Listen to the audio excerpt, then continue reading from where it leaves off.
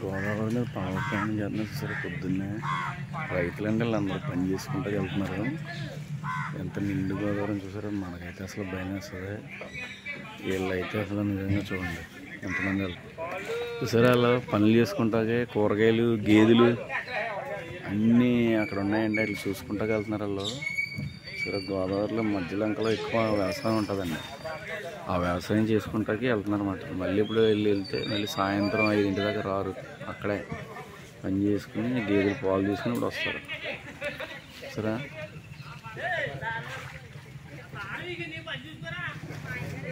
సరే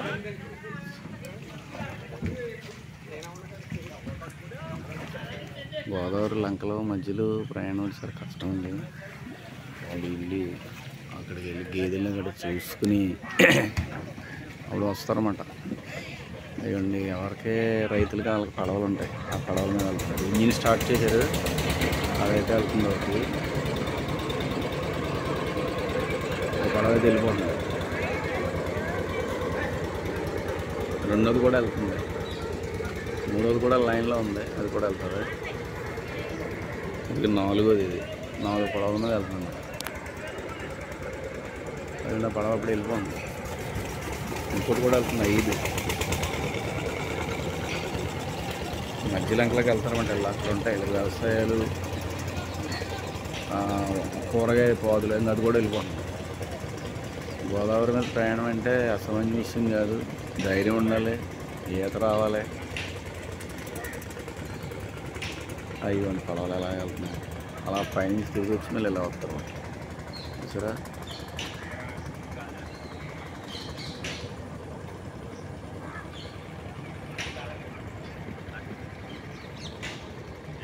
నిండు గోదావరిలో ప్రయాణం చేయడం అంటే చాలా ధైర్యం ఉండాలి.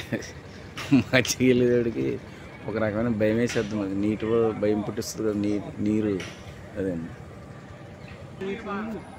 ఇంకేమున్నాయండి అక్కడ? మిరప తోటలు ఇంకేమున్నాయండి?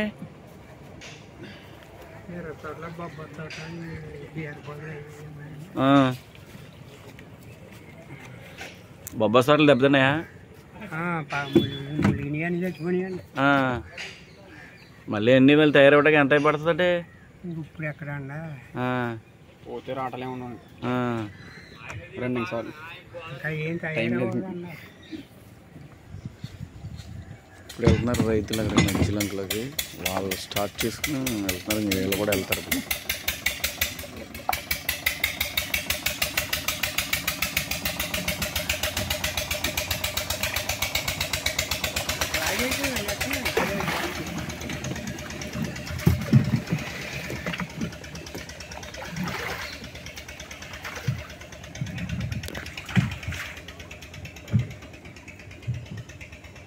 రైతుల ప్రయాణాలు లంకల్లోకి వాళ్ళు వెళ్ళి అక్కడ పాదులు గట్ట చూసుకుని వస్తారు.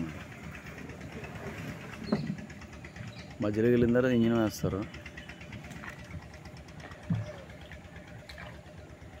రైతులు ఇలా పడవల మీద వెళ్ళి అక్కడ గేదెల్ని, అక్కడ ఉన్నటువంటి పాదులు, వాళ్ళకున్న పశు సంపద అంతా చూసుకుని వస్తారు. వచ్చిన తర్వాత మళ్ళీ సాయంత్రం దాకా రారు. అప్పుడు వీళ్ళు మళ్ళీ ఇక్కడ రావడం జరుగుతుంది. రోజు వీళ్ళకి ఇదే దినచర్య. పడవలు కూడా ఇవన్నీ రైతులు వేయాలి. ఫ్రెండ్స్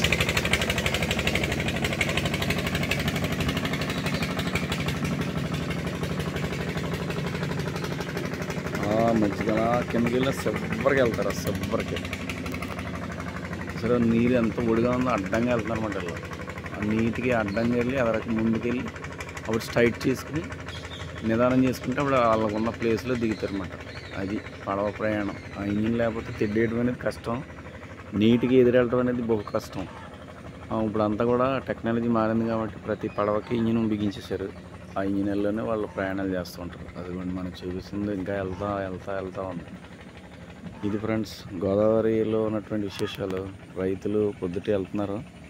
తర్వాత వాళ్ళు వెళ్ళి మళ్ళీ మధ్యాహ్నం తిరిగి వస్తారు. ఇవన్నీ రైతులకు సంబంధించిన బోట్లు, పడవలన్నమాట.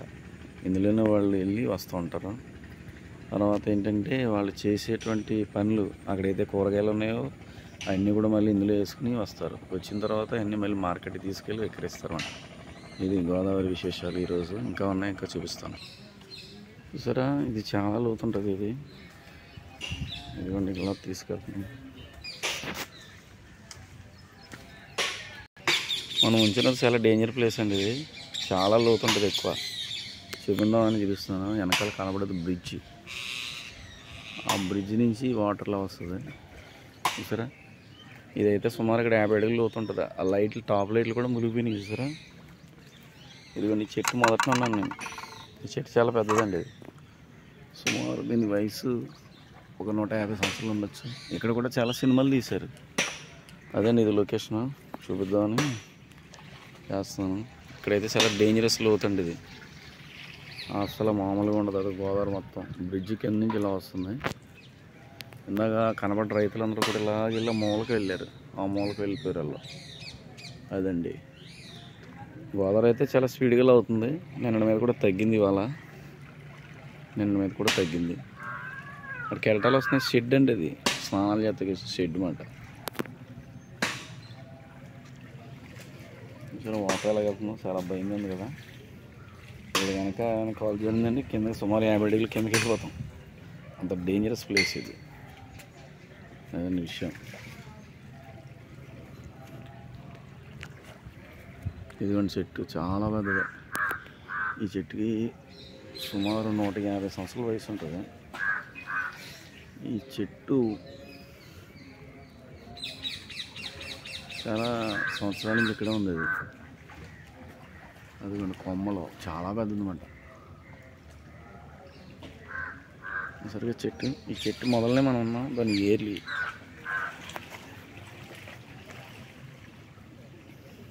అదేంటి ఫ్రెండ్స్, గోదావరి విషయాలు. ఓకే, చూస్తుండండి. Please subscribe. అందరికీ నమస్కారం.